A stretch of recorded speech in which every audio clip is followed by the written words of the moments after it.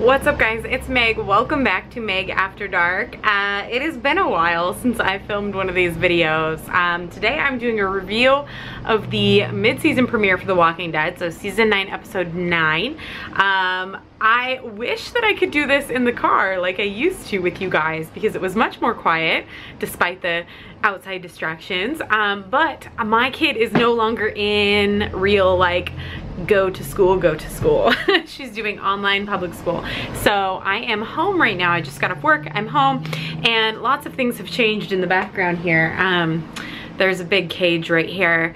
So I'm sorry for all the distractions. I've literally been walking around my house for the last 30 minutes trying to find a location to film because I don't have a tall tripod anymore.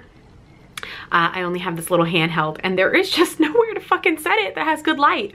So I found good light back in this where I used to, but there's so much stuff here. Like you are sitting very precariously on some boxes on a table.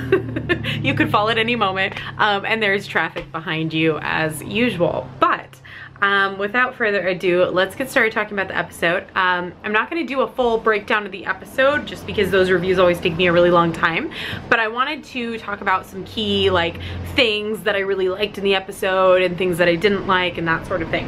So first off, what did you guys think of the episode last night? Did you love it? Did you hate it? What was your favorite part? What was the worst part? My favorite part, I think, was, okay, two parts. One, probably my most favorite part was the moment where Alden and Luke, that's his name, right? Alden, were surrounded by the Whisperers, but they don't know what the Whisperers are. So they haven't had a chance to like meet the other, you know, to meet like up with Michonne and Daryl and see that Jesus is dead or anything like that. They're actually out there looking for him.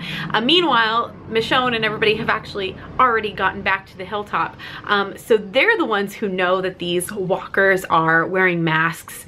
The only little bit of knowledge that Alden and Luke has, sorry, of course there's people standing outside my window right now talking. Okay. The only bit of knowledge that Alden and Luke have is what Rosita said, which was like they were talking, you know, they were whispering, basically that sort of thing. So they literally have no idea what's going on. And so you can imagine standing there in that forested area, seeing a walker walking towards you and then it just stops and is like staring at you, which is completely, you know, walkers don't do that. They're not just gonna stop and stand and stare at you like super creepy, as if walkers aren't already creepy to begin with. And then as they look around, they were just like surrounded by other walkers that were just standing and staring. And then all of a sudden, here comes one coming at you with a gun and they're talking and you're having to wrap your mind around, oh, that's a person under there. Like they're wearing a mask. It's just not something you would think at that point, you know? So I can't even imagine what was going through their head, but that was my favorite moment. For one, it was the real introduction to Alpha, although we don't know. They don't say that in the show. Comic readers know she's the leader of the Whisperers. And that was a very kind of iconic scene, her with the shotgun and, you know, pointing it at some of our people. So I love that part. That was my favorite part. My second favorite part was seeing Negan go back to the same clearing where he killed Glenn and Abe. That was a moment for sure. And now that I really think about it, when he was throwing up there, my first thing, being kind of an outdoors person, is that you don't drink the water like that. So immediately when he threw up, I was like, oh, did he make himself sick from drinking the water? But no, after thinking about it, you really realize that he has come so far in the 6 years that he's been in prison there, and he's had so much time to think about what he did. Can you imagine being in there for 6 years and not being able to go outside and nothing? And granted, he deserved it, but you know, you have a lot of time to reflect and think. I mean, you don't have much else to do in 6 years sitting in your cell. So what I got from that scene was him vomiting out of disgust and horror and the memory that that created. And I honestly feel like he has remorse for that. I feel like he was throwing up because it was making him physically sick thinking about what he did and thinking about that scene and remembering it. And that moment tells me how far Negan has really come.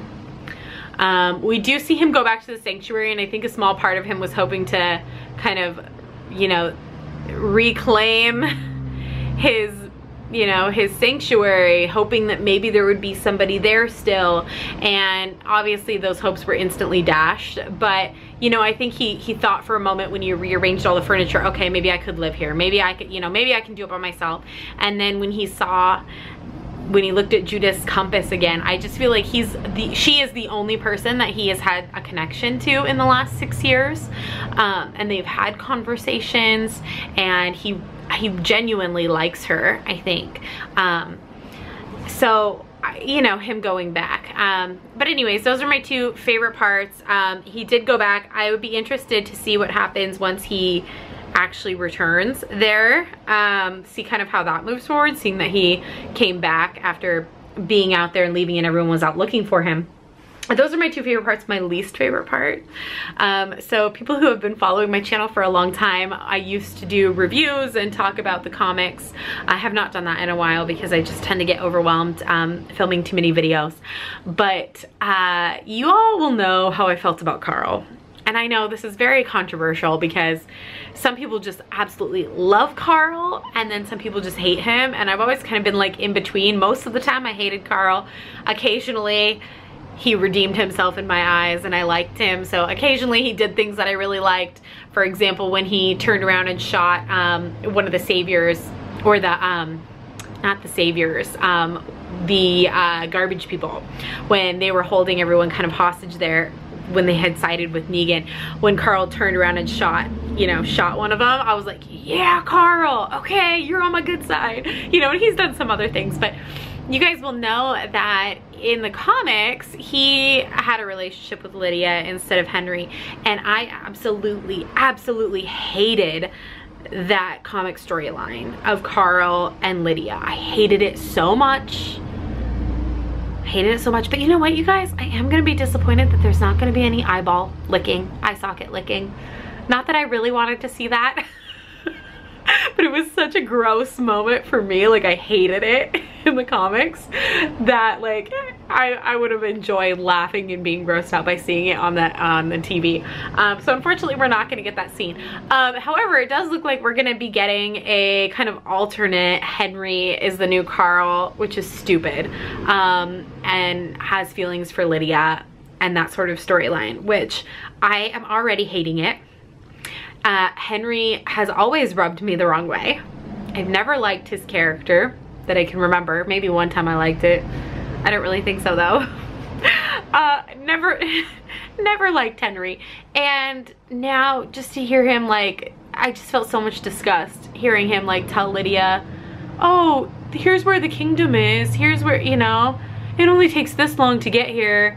You know, just like, and yelling at Daryl, like, dude, this girl was wearing a walker mask and helping kill people.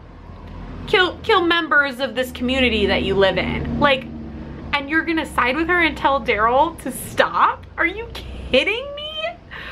Ugh, and maybe it's just because I'm so much older than these kids that I just like, I mean, I feel like maybe if I was that young, I would like be enamored with someone. It's not like he has very many options. Enid is now taken. That was his crush, right? So, you know, there's not many girls in this apocalypse that are his age. So I guess I can see it, but fuck, I hate the storyline. So I'm not into it at all. That was my least favorite part, was seeing Henry be so fucking stupid. I really like the actress that plays Lydia though. I really liked I really liked her acting just in general, and how she was like whimpering and scared and crying and pleading, and I thought that acting was so good. And it was so good that it makes you like, is that all genuine on Lydia's part? So is Lydia as a character, is all of her crying genuine, like she's genuinely scared because she's a young kid, or is she playing them, right? I think it's a mix of both. I think she's genuinely scared and begging for her life, but I also think like she still continues to lie every time. Like, so she's obviously not that scared because she never says the full truth. She starts giving little bits and pieces, but obviously there are still many more whisperers out there. So, you know, as you can tell from the scene there where they take Alden and Luke. So, I don't know. I really enjoyed that though, because her acting was just so good that you almost couldn't tell whether or not it was all genuine, like I'm scared out of my mind, or like I'm playing up the victim, I'm playing up the innocent child act. I definitely think it's a bit of both.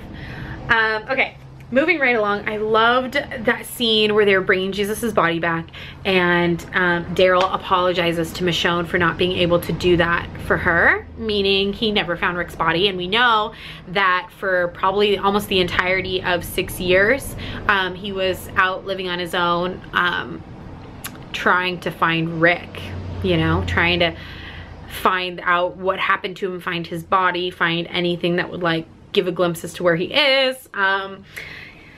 And he never did. And I just love that emotional moment there between the two. And I think she said something like, I wish that too, or something like that. I can't remember exactly, but such a good moment, such a sweet moment. And seeing Jesus, oh my God, it was so difficult, especially in that opening scene where they're trying to drag his body out. There's still whispers, there's still walkers, and they were trying to, and they just kind of had him like between them, dragging him. And I was just like, it's devastating. Like seeing that and really putting yourself in that situation and thinking, this is somebody that I really cared about and he's dead and we're fighting for our lives, but we're so determined to bring his body back. It broke my heart. And I hate that he is dead. I hate it so much. I wish it would have been someone else. And I love Aaron, but like if I had to pick between Aaron and Jesus, I would have wanted Jesus to live. So, but I mean, Aaron is taking care of baby Gracie, so like I can't complain about that. And I would never want like either of them to die in the show. I just really love Jesus, and I felt like there was so much more that could have happened in the show for that character. And I think that it is more of the actor wanting to leave the show, but or not necessarily like, but well, I guess I read that he was okay leaving the show. Like he wasn't sad about it because they didn't give Jesus's character, like didn't let him live to its full potential, which is really disappointing because I'm like, if they would have made him more Jesus-esque from the comics, maybe Tom Payne would have wanted to be on the show longer. I don't know. It makes me really sad though. And what else? The Rosita baby.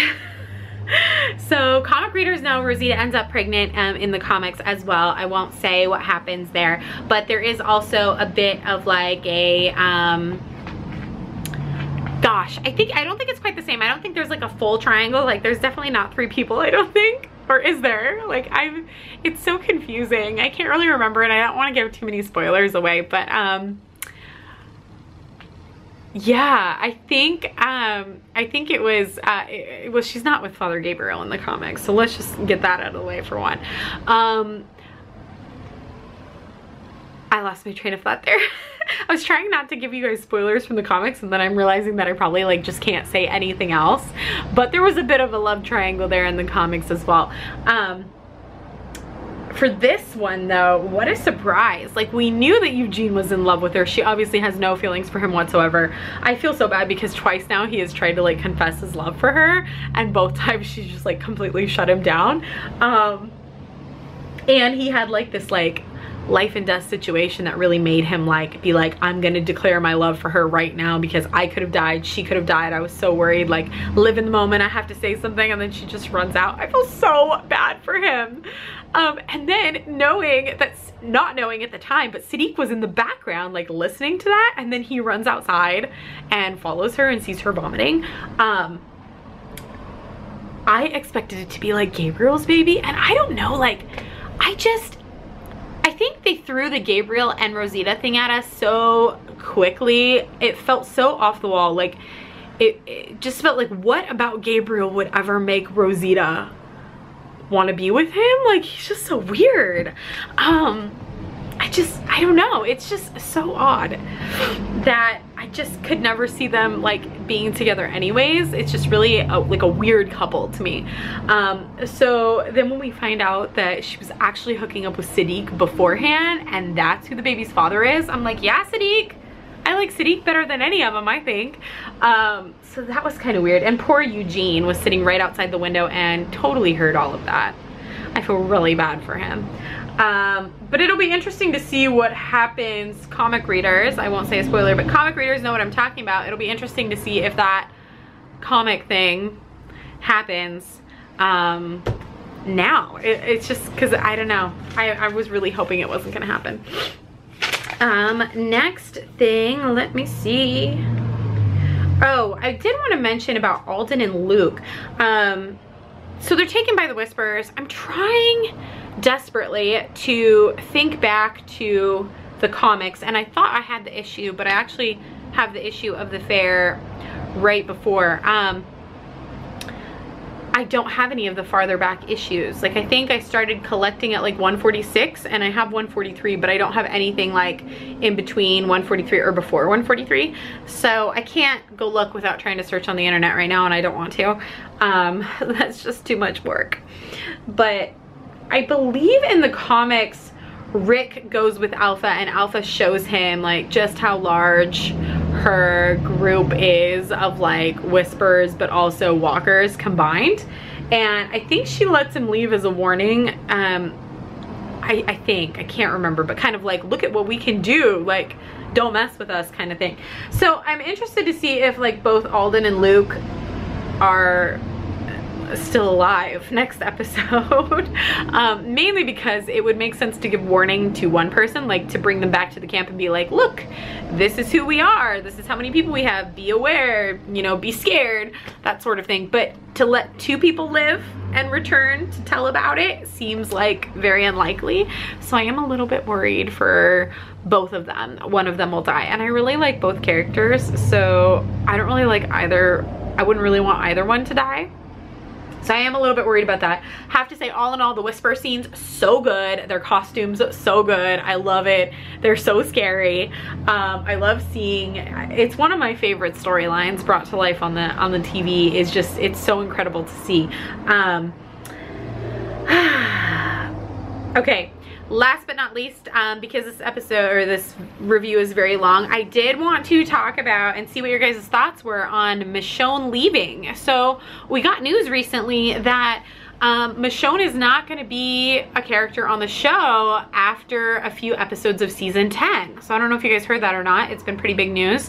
But Michonne's character is leaving, not necessarily dying, leaving the show after maybe just a few episodes of season 10. So I can't stop thinking about what that means for Judith, because I haven't heard whether or not Judith is going to be a full-time character for season 10 or how many episodes she's going to be in for season 10. But can you imagine, like, if you think about it, that's her mom. And if Michonne leaves the show for whatever reason, whether she were to die, which I don't believe that's what's gonna happen, I think it's gonna be kind of open-ended because they make it sound like she might end up in the movies, in the Rick movies. If she leaves the show for whatever reason, wouldn't she take Judith with her? Unless there's been some kind of time jump and Judith is like grown up, can make her own decisions. If the time frame stays the same and Judith is still this young girl, I can't imagine that Michonne would leave her. What do you guys think? Because then that being said, it makes me worried for Judith's fate. Like, how are they going to keep Judith on the show? Are they going to kill her off? I would hope not. We have to have some Grimes on the show. I don't know. It's just one of those things that, you know, you think about, if they take Michonne out of the show, then what happens to RJ, which we've only seen him like once, but what happens to Judith? Because who's she gonna live with? Like, why would Michonne ever leave her behind? Unless she got taken by the same people or something. I don't know. So I'm interested to see what your guys' theories are on that. How she'll leave the show, if Judith will still be alive, if she'll take Judith with her, like, how will that end up? All right, you guys, I think that's it for this review. I'm sure that I've missed something. I feel very rusty at this. It's already a 20-minute long video, so And I also feel like I rambled the entire time. So if you enjoyed this at all, let me know, and I will hopefully try to continue doing these each week. If it's not your thing, I apologize. If you stopped watching after 5 minutes, I'm sorry. But yeah, let me know if you guys want to see more of these, and I hope you guys have a great day. I'll talk to you later. Bye.